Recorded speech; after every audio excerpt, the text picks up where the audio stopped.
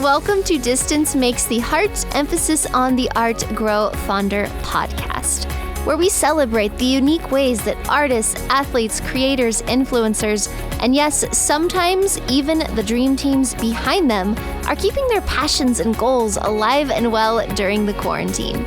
I am your host, Madison Bullock, and I want to thank you for taking this journey with me. You guys, I am so excited to introduce you to my next guest.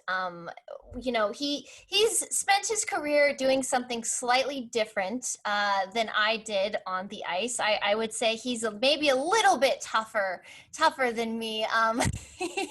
He actually has a Stanley Cup. He used to play with the Chicago Blackhawks. And he's just an all-around incredible human. He is a great example of taking what you learn from your sport and using your powers, as it were, for good and taking them out into the world and just positively influencing those around him. He is also a champion for dyslexia awareness, and he actually has a really cool new project that he just launched, a great opportunity for you to get involved in. So I'm excited for him to share his story with you. Without further ado, please welcome to the show, Brent Sopel. Hi, Brent. How are you doing? Good. How are you? Good, but I could bet you're better scared than I am. I guarantee that. I'll put a guarantee on that. I'm gonna quote that. When this episode releases, it'll just be doing that on loop. That's fine. I guarantee it. I always wish I might still be playing if I could skate like you. I'm blushing. Oh my goodness. Well, there's definitely a part to your job that I couldn't do, which being a defenseman, I mean, that requires some real grit. Like, you got to stand up for your boys. That's crazy. Yeah, we are a little crazy. The wires cross when we get on the ice, and it's definitely a different level. But being a Canadian and growing up in Saskatchewan when it's minus 50, there's really nothing else to do. So I was born and bred to do it when you start skating at 2 years old. And when it's that cold, man, you just gotta create your own heat. That's right. There's nothing else to do. But I'll give you this one.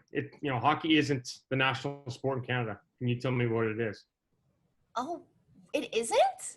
No. So if you want to win money every time. What is it? Lacrosse. Lacrosse? Correct. No way. Yeah. Lacrosse? So there's a bar bet you can win whenever we can go back into bars. You can win that one every time.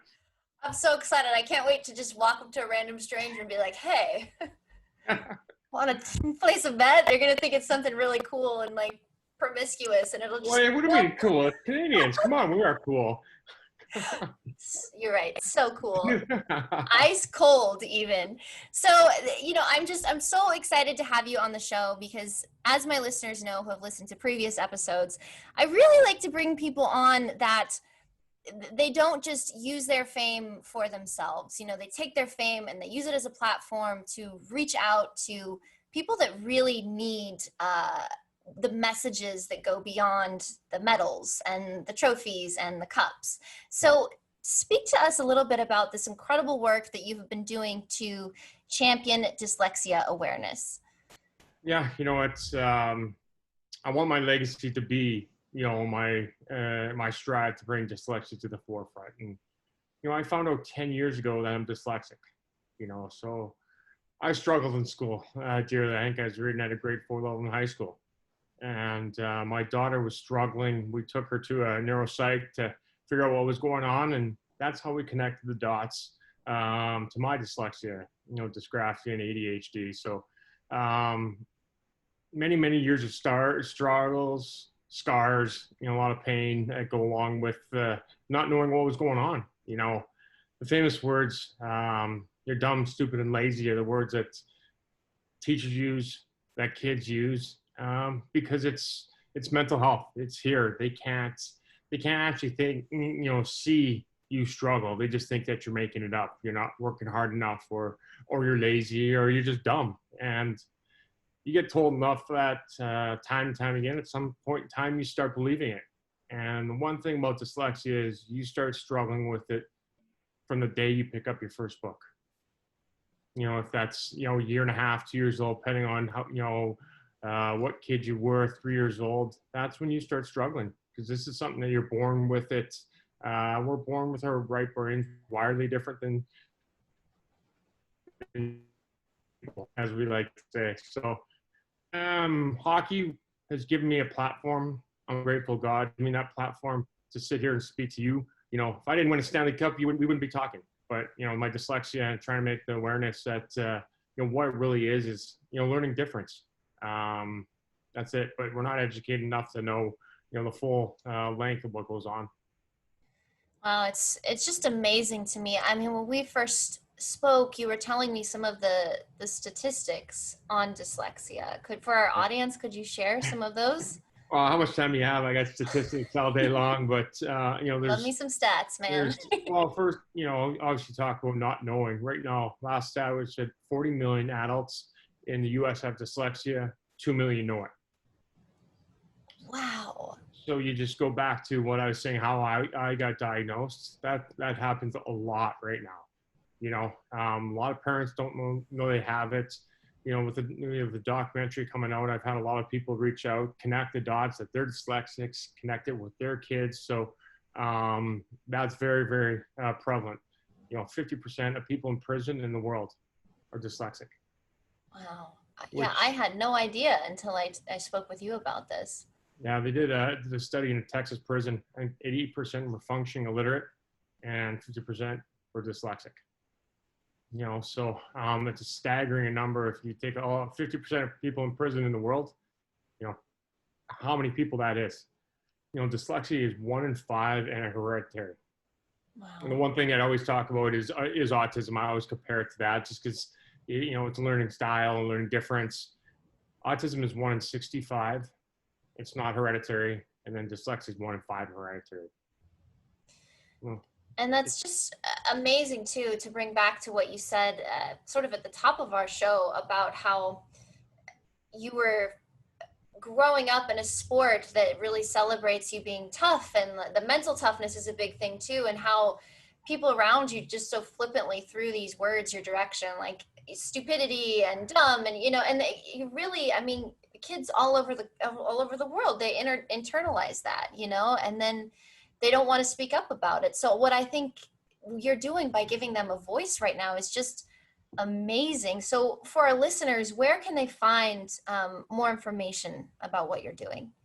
yeah, foundation is Brent Sopel Foundation.org is the website. You can email me on there, or you know, social media. You know, reach out to me. You know, you're not alone. That's basically, you know, what my number on the tagline that I talk about all the time. You're not alone. No matter what struggle you're in, no matter who you are, when you're in the middle of it, you always think you're alone. Is that depression, or is that anxiety? Is that, you know, alcohol or drug abuse? You know, I've had all that, and you always think you're alone, but you're not. You know, and that's why I'm sharing my story. That's why I talk about it. It's not about me. It's about every single kid, you know, adults struggling out there and wondering why. You know, am I alone? You know, do I feel that way? Why is it just me? You know, you're not. You're not alone. You know, you got somebody else like myself that's here to advocate for you, help you in any way I can, and just try and bring it to the forefront, because there's 20% of the population has this. So the Brent Sopel Foundation.org, for my listeners, get onto the site. He has a lot of great educational resources there for you to check out. You can also check out his documentary, correct? Correct. Tell us a little bit more about that. Yeah, you know, it's a documentary that we started taping in February, and you know, slowly took piece to released it on Thursday. Here to change the world. And why did I name it that? It's because I've been saying that for a long time. You know, I had to get sober, and it's been almost 4 years. Actually, I'll check my calendar. I got a little calendar that I keep track of. 1,431 days to be exact. But you know, why that's so important is I had to get sober to be okay with who I am. You know, God made me who I am, and just because I struggle at the simplest things is, you know, as reading, and you know, that is simple because everybody else can do it, and I had to be okay with that. I had to basically kind of relearn my new life. Hockey was over. I didn't have drugs and alcohol to bury that pain, and I had to be okay with feeling those feelings. Yeah, that's, I mean, but First time ever. So um, yeah, it's tough. no, there is nothing easy about anything involved in that process. I have no doubt. And just being that vulnerable too, and publicly vulnerable, uh, that must have been a challenge. It's it was it wasn't as much because it's not about me. I can honestly say that that question's been brought up quite a bit. What you just asked me, and you know I never even thought about it till the first person asked me that, because it's not about me. I'm okay. I've had a lot of pain, a lot of struggles, but there's a reason why. And when I say I'm going to change the world, I get the old dog tilt, and people kind of give me the funny face, but I am, and this documentary is the first step of, getting to the end goal and changing the world for every dyslexic out there that is struggling. And, dyslexia is one of those things. If you don't have money to pay for the tutoring and pay for the extra things that you need, it's a very, very big uphill climb. So trying to bring everything to the forefront and bring everybody on the even keel.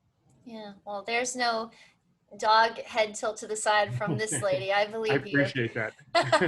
No, I mean, the thing too, sometimes even just people knowing that you have something like this, if they are sitting at home and they also are experiencing it, just the awareness, that alone, you identifying it could change a kid's life. I mean, you don't even know at a granular level how many people see that and go, you know what, like I'm not alone, just from you announcing it.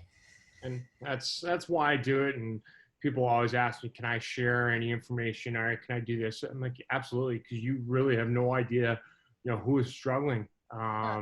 There's a lot of embarrassment that goes behind it, that people will not talk about it. Yeah. There's a lot of celebrities I could name, that you'd be shocked that do have it, that that won't speak about it, because when you struggle with just a simple thing as reading, and you get told those names, let me tell you, it eats you alive. And I talk about it there in a documentary, getting asked to read in front of a class in grade 9 and getting laughed at. That'll never go away from me. Right. And the early diagnosis of dyslexia, kindergarten, grade 1, grade 2, you won't end up with the scars I have. That's what this whole purpose is, to trying to get to the education system. It does need to get changed. Obviously, you got a lot going on with COVID, but you can't get to two till you get to one, and one is bringing that awareness Right. to really what it is, and two will next will be trying to change the education system. So every kid learns differently. Every kid is different. Girl, boy, 13-year-old, 10-year-old, 5-year-old, every kid is different, and they need to be taught that way. Absolutely. And when you combine compassion with conversation, you're already on the right track. The fact that you're opening up a dialogue, you're creating a safe space. So many of my guests on the show in different ways have spoken to this idea of using conversation as a way to heal, whether on an individual level or on a broader scale, like this amazing undertaking that you're going through right now. So, oh my goodness. Well, speaking of being alone, as we all are during this very, very Yeah. strange time, I do have to ask on a lighter note, is there anything you're doing to keep it light, keep it positive, stay sane right now? Well, I don't know if I've ever been sane. You remember I played hockey for almost 40 years. That's I started right. at 2 years old. So, you got to find light and humor in everything. And during this whole COVID thing, it's I've done a lot of counseling, with alcoholics and drug addicts, and because it's just a different world. But this is a time to sit down and reflect and learn about who you are. And it's not easy. It's the hardest work you'll ever do, is self-evaluating and pointing out things that you need to be better at. But the one thing you can never be perfect at is yourself. Yes, it's an ongoing process. That's been a theme with this show is so many of my guests have said, I've had some time and it's been really uncomfortable, but I think I've had to kind of like revisit me. It's, I always talk about clean we have a past, good, bad, and whatever that is, go back and be okay with it. And, visually, clean out the closet from 0 to 5 years old. What happened back then? Because if you don't, at some point in time, it's going to poke its head out, and it's going to poke its head out in not nice ways, So Yes.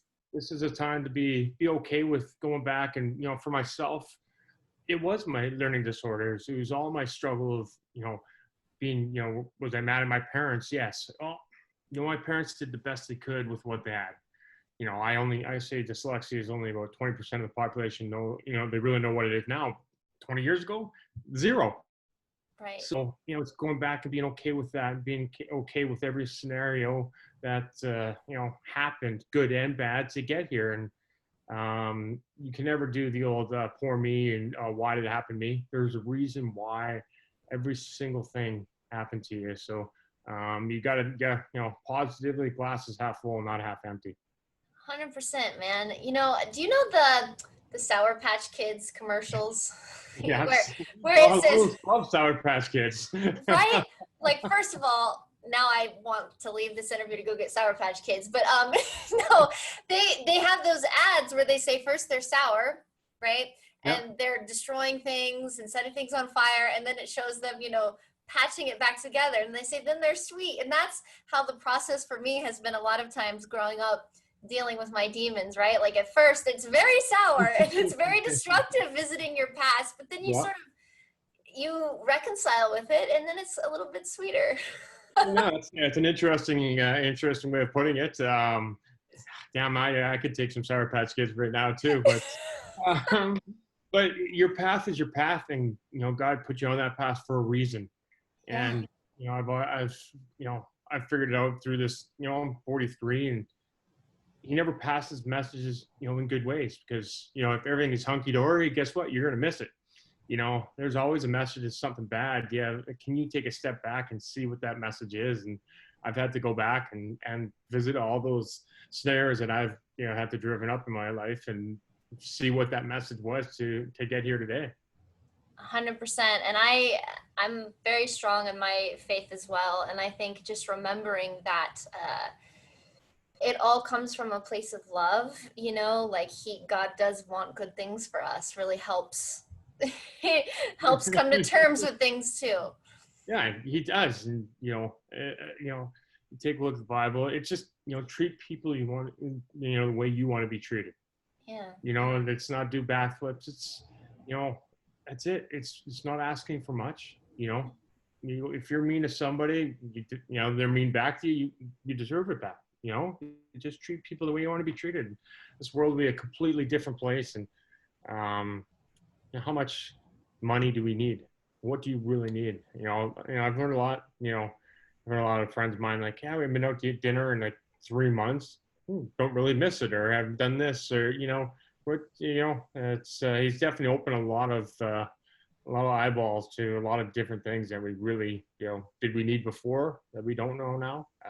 It's interesting.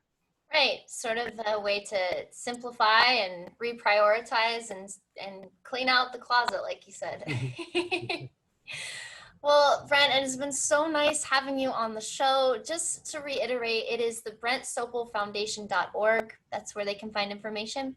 Absolutely. Like I said, you can email me on there, and all over social media. You can reach out that way too. Also, I know it's probably going to trigger some things. You're gonna want, if you watch a documentary, it's on YouTube. You can Google it. Here to Change the World, and it'll probably spark some things that you've never put two and two together. There's a lot of defense mechanisms that us dyslexics live with. And I'm probably going to open up a few of those eyes. And so reach out any way you want to. If you have the courage, please do. I'll respond. I'll get to you at some point in time. But any questions, please let me know. For our listeners, the BrentSopelFoundation.org. The documentary, Here to Change the World, is available on YouTube. I've seen it. It's really beautifully done. As coming from a filmmaker's perspective, it's great production value. There are some great vulnerable moments in this documentary. I think you'll be very touched. So I encourage you to check it out. Follow Brent and his foundation on Instagram. Have the courage to reach out. It sounds like he's going to be ready and waiting and just excited to continue this conversation of compassion that he is, just driving forward right now with his choices as not only an athlete, but just, as a creator of change, which is really wonderful to see. So thank you again for being my guest. And maybe I'll catch you on the ice someday. Who knows? Oh, you'll catch me. I don't know if I'll catch you, put it that way. And I have my fun fact that the lacrosse is the sport in Canada, not hockey. Correct. I'll cut you a commission from all the bets I win. All right, count me in.